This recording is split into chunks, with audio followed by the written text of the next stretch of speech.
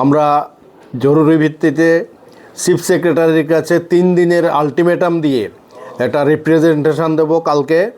সেই রিপ্রেজেন্টেশনে অংশগ্রহণ করবে বারের একটা প্রতিনিধি দল, যাতে থাকবে কন্ডিশন ওই অভিজিৎ সিং যাদবকে ত্রিপুরা সাব্রুম বার অ্যাসোসিয়েশনে গিয়ে আনকন্ডিশনাল অ্যাপোলজি চাইতে হবে। এটা হবে প্রথম সত্য।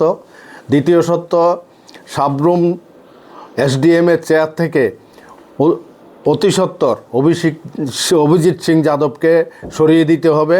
তার বিরুদ্ধে যে সাব্রুম থানায় রেজিস্ট্রি হয়েছে কেস, সেই কেসের তদন্ত চলতে হবে। এই সমস্ত দাবি নিয়ে আমরা কালকে চিফ সেক্রেটারির কাছে যাচ্ছি। যদি 3 দিনের মধ্যে এটার কোনো সদুত্তর না পাই, আমরা চতুর্থ দিনে আবার আমাদের সাধারণ সভা ডেকে আমরা বৃহত্তর আন্দোলনের পথে যাব এবং প্রয়োজনে আমরা রাজ্যের আইনমন্ত্রী তথা মুখ্যমন্ত্রী ওনার কাছেও যাব। সেই 1993 সালের পুনরাবৃত্তি হবে ত্রিপুরা বার অ্যাসোসিয়েশনের, এটাই সিদ্ধান্ত হয়েছে আজকে। আমরা 3 থেকে 4 দিনের মধ্যে ত্রিপুরা বার অ্যাসোসিয়েশন থেকে একটা প্রতিনিধি দল সরজমিনে সাব্রুম মহকুমা আদালতে যাবেন এবং বারে বসে তাদের সঙ্গে কথা বলবেন।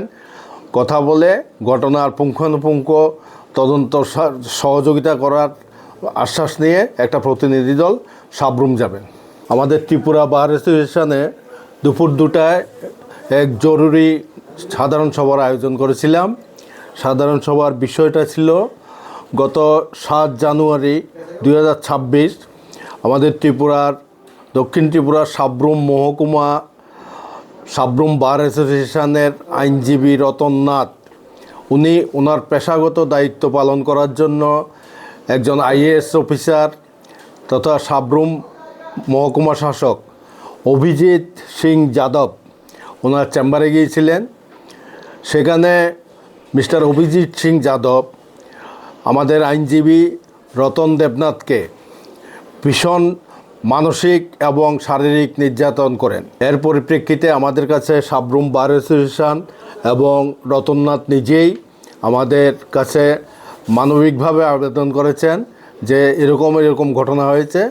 এর পরিপ্রেক্ষিতে আমাদের জরুরি ভিত্তিতে আজকে একটা সাধারণ সভার আয়োজন করতে হয়।